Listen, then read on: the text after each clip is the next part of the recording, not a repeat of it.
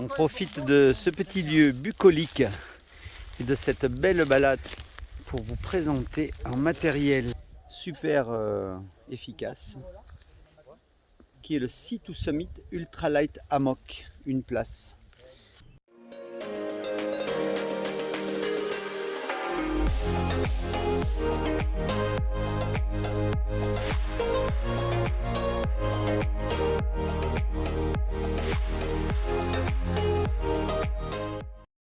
Donc c'est un matériel grosso modo un petit peu plus gros que le poncho qu'on avait présenté la dernière fois. Grosso modo toujours une canette de coca un petit peu plus. Le poids de la bête 155 grammes, donc on peut difficilement faire plus léger.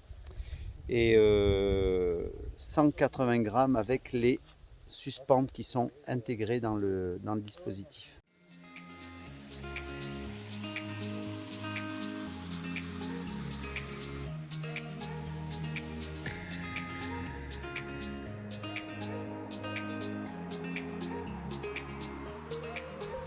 Voilà, donc on va voir le montage à présent, comment ça se passe. Donc encombrement minimal, comme on le voit, tout est compris dans le pack en fait pour moins de 200 grammes. Super compact, donc on va le monter entre ces deux arbres. La branche ici a l'air morte. Donc, voilà, donc le déballage de la bête, on voit la housse se tire sur le côté. Ce qui sort en premier, encore un petit pack avec les suspentes et on va voir qu'elles sont vraiment super bien faites. Donc là on a le système de suspentage qui rentre en s'enroulant un peu à la mode escargot dans ce petit sac et c'est vraiment hyper compact. L'avantage de ces suspentes, c'est qu'elles sont plates, donc pour les arbres ça abîme vraiment pas l'écorce des arbres, donc ça c'est génial. On va commencer à placer une suspente ici.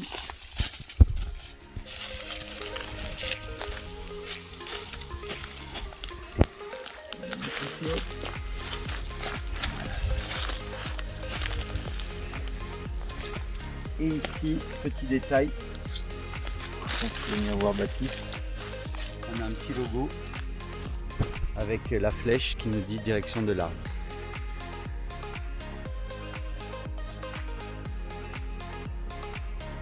Donc ça, logiquement, ça se rentre comme ceci. Là, on en a un côté qui lit.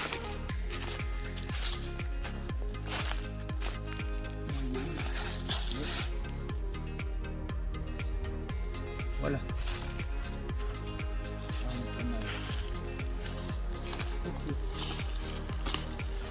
Le poncho lui-même, alors à quoi il ressemble? L'avantage c'est que la housse reste partie prenante du poncho, donc on risque pas de la perdre. C'est un bon truc. D'un côté, la petite attache dans laquelle on va glisser l'anneau. Et l'autre côté. Donc l'anneau, côté vers l'arbre, on glisse dans la anse. Ici. Voilà. Et là, ça doit être orienté en direction de l'arbre. On peut évidemment plus ou moins le serrer. Bon, pour l'instant, on va laisser comme ça. On va les mettre de l'autre côté. Et on voit qu'avec la sangle, on a vraiment une longueur d'ajustement qui est énorme. Donc ici, pareil. Hop. Ça rentre et ça bloque, tout simplement. Et ensuite, il n'y a plus qu'à tirer dessus. Voilà. Donc après, toute la difficulté du montage, c'est de trouver le bon équilibre, la longueur. Donc là, on voit que c'est un peu trop de longueur, donc je vais redonner du mou. Je donne un peu de mou ici. Et on en reprend là-bas.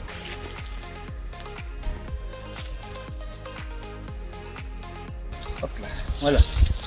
Et ensuite, toute la difficulté, c'est de voir si la tension est bonne. Donc en s'asseyant évidemment, on descend beaucoup plus bas. On peut régler la tension. Il faut surtout regarder la profondeur. Parce que le but évidemment c'est que les bords, si on le tend trop, les bords sont très tendus et on risque de chuter. Et là, par contre les bords sont bien hauts, c'est plutôt pas mal. On a même une petite branche sur laquelle on va accrocher une ficelle pour se laisser percer. Voilà, montage rapide, 5 minutes du système, on nettoie un petit peu.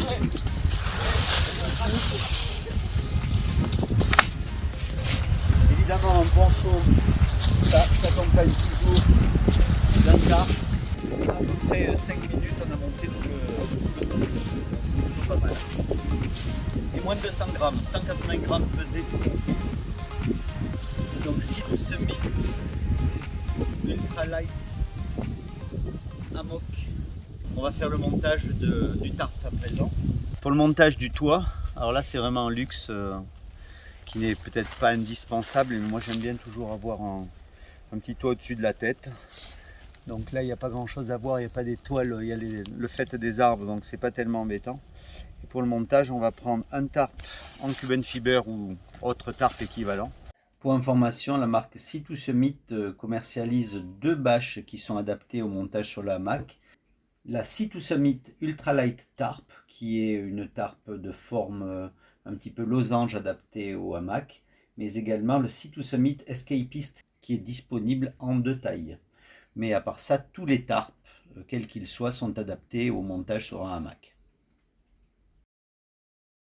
Voilà, et ce que j'ai toujours sur moi, c'est un système de petites suspentes pour le poncho tarp, pour le pendre, mais également déjà tout prêt pour le hamac.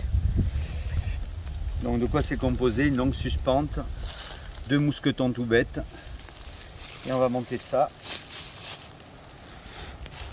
en essayant de défaire les nœuds parce qu'évidemment c'est tout embringué. A few moments later.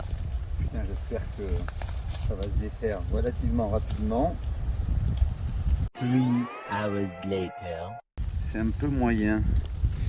Est-ce que j'ai l'autre côté là? Hop, ici. Hop.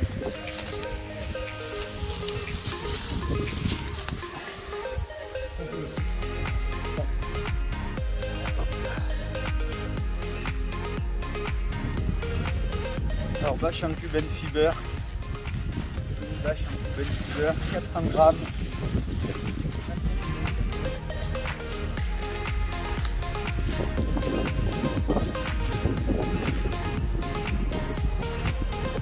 Voilà.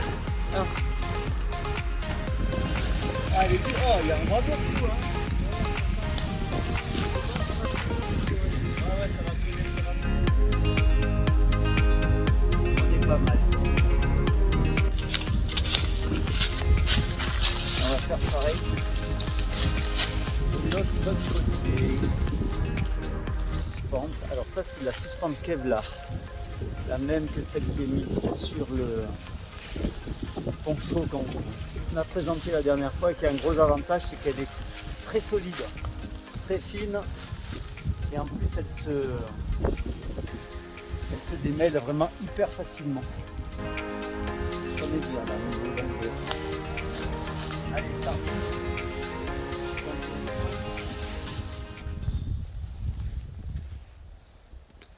Moi, je vais dormir par terre, dans une tente.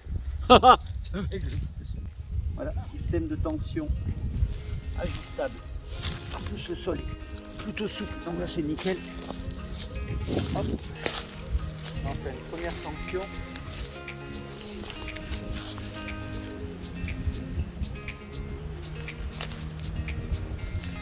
On a un peu de marge. Moi, je dormirai à nuit éventuellement. Alors, l'inconvénient du hamac, le gros inconvénient, c'est le froid qui vient de dessus. Alors qu'au sol, on est protégé.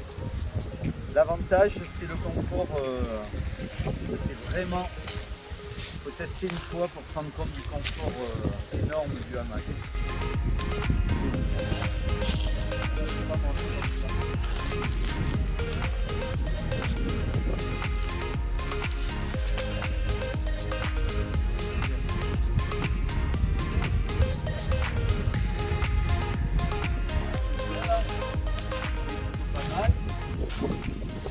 de l'autre côté. Et après, il n'y a plus qu'à. Hein.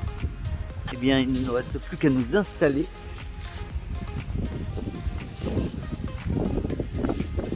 Ah, ça. Voilà. Ah. Que demande le peuple. Oh, le bonheur. Oh. Voilà. Alors la conclusion de cet essai, après de nombreuses nuits passées à tester ce hamac ultra léger Sea2 Summit, nous avons été plus que convaincus par ses nombreuses qualités. Tout d'abord une légèreté qui est incomparable, c'est le modèle le plus léger du marché, un encombrement minimal, à peine plus qu'une canette de soda, un montage ultra facile, notamment grâce aux sangles plates autobloquantes, un rangement tout aussi facile et une solidité éprouvée et testée. Quelques inconvénients sont à noter malgré tout. Des coloris pas forcément très discrets, un tissu très aéré et donc extrêmement peu protecteur pour le froid, un tarif assez élevé par rapport à un hamac de rando standard. Au final, la balance avantage-inconvénient penche largement du bon côté pour ce Sea2 Summit Ultralight Hammock. Il est tellement léger et compact que nous l'avons personnellement tous adopté, à tel point que nous l'emmenons systématiquement en fond de sac pour tous nos bivouacs. Nous privilégions désormais à chaque fois ce type de bivouac quand les arbres sont à portée. On espère que cet essai vous aura plu et qui sait, peut-être convaincu d'adopter vous aussi le bivouac sous hamac. Si c'est le cas, n'oubliez pas, comme d'habitude, de mettre un petit pouce en l'air si ce type de test vous plaît et surtout de vous abonner à notre chaîne. Comme toujours, on se bouge, on sort, on va marcher et à bientôt pour de nouvelles aventures. Bye!